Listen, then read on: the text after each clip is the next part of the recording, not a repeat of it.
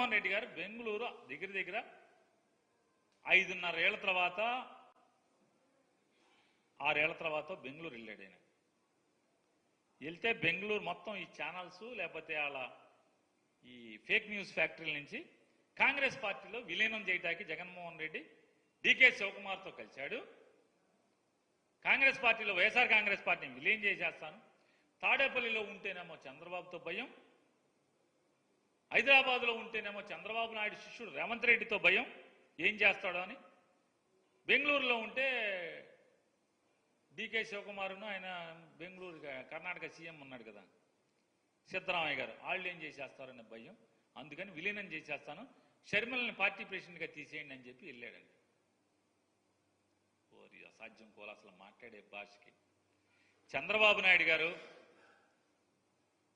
సోనియా గాంధీ గారు చీకట్లో కలుసుకుని మీరు ఎన్ని చేతబడులు చేసి 16 మాసాలు జైల్లో పెడితే మీకేమన్నా లొంగాడా, తగ్గాడా?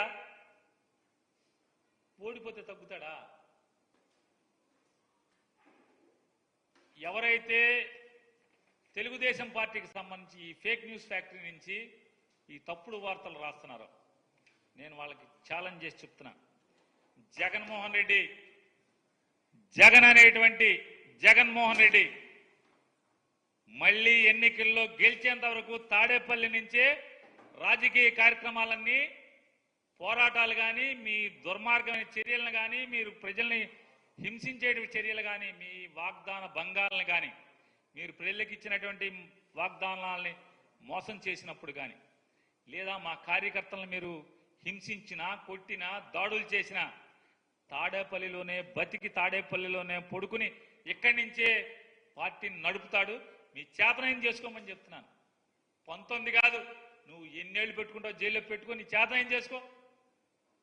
జగన్ అనేడు తగ్గితే కదా. ఎవడి గురించి మీరు రాసే తప్పుడు వార్తలు? కాంగ్రెస్ పార్టీ భారతదేశంలో దేశం మొత్తం మీద జరిగినటువంటి ఎన్నికల్లో వచ్చిన ఓట్ల శాతం 5వ పెద్ద పార్టీ వైఎస్ఆర్ కాంగ్రెస్ పార్టీ. జగన్ నాయకుడు దానికి.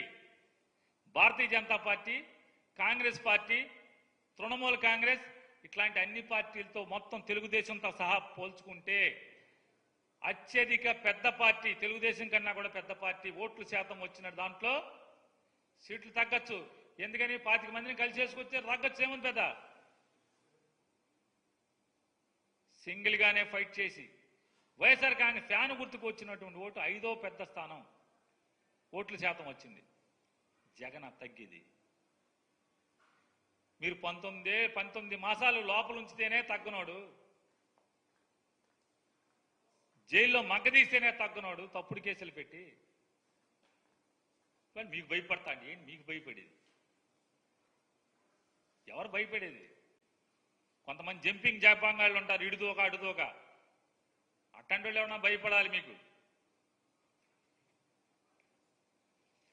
ఇక టీవీ ఛానల్స్ చాలా నీతి కౌరులు చెప్తున్నారు చంద్రబాబు నాయుడు గారు. చాలా ధర్మంగా పాలించండి, మనం ఎవరు కూడా తప్పుడు పనులు చేయకూడదు. వీళ్ళు కూడా రాసేస్తున్నారు వెంటనే ఈ ఫేక్ న్యూస్ ఫ్యాక్టరీలన్నీ కూడా.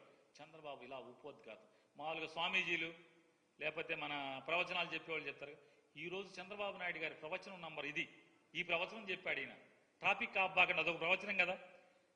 నా కోసం ట్రాఫిక్ ఆబ్బాకండి, నన్ను మామూలుగా జనంతో వెళ్ళనండి. మొత్తం చంద్రబాబు అసలు కదిలితే మొత్తం ట్రాఫిక్ అవుట్, అందరినీ మూసేయడమే.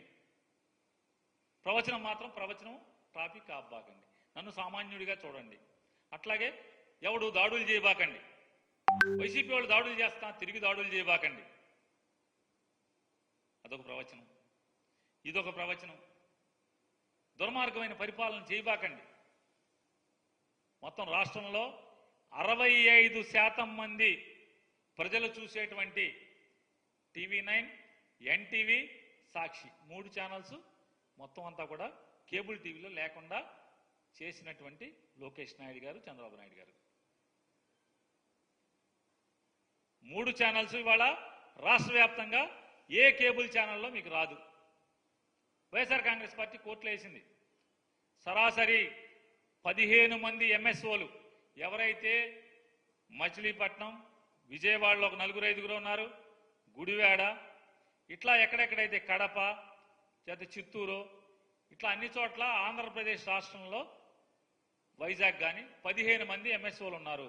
భీమవరం కానీ ఈ 15 మంది పేర్లు పెట్టి పలానా ఊరు పలానా ఎంఎస్ఓ అని పేర్లు పెట్టి ఢిల్లీ హైకోర్టులో మేము రిట్ వేయడం జరిగింది. ఢిల్లీ హైకోర్టు వెంటనే అంతకితం ఏ నంబర్లో వచ్చేదో మా ఊళ్ళో ఉంది 42లో TV9 వచ్చేది, 44లో సాక్షి వచ్చేది, 45లో TV5, అట్లాగే 50లో NTV. అలా ఏ నంబర్లో అయితే ఏ ప్లేస్లో అయితే న్యూస్ ఛానల్ అంతకితం వచ్చేదో ఈ 3 ఛానల్స్ని అదే ప్లేస్లో మళ్ళీ మీరు టెలికాస్ట్ చేయండి అని చెప్పి కోర్టు జడ్జిమెంట్ ఇవ్వడం జరిగింది. ఖచ్చితంగా జడ్జిమెంట్ కనుక వీళ్ళు అమలు చేయకపోతే కనుక ప్రజల నుంచి ఖచ్చితంగా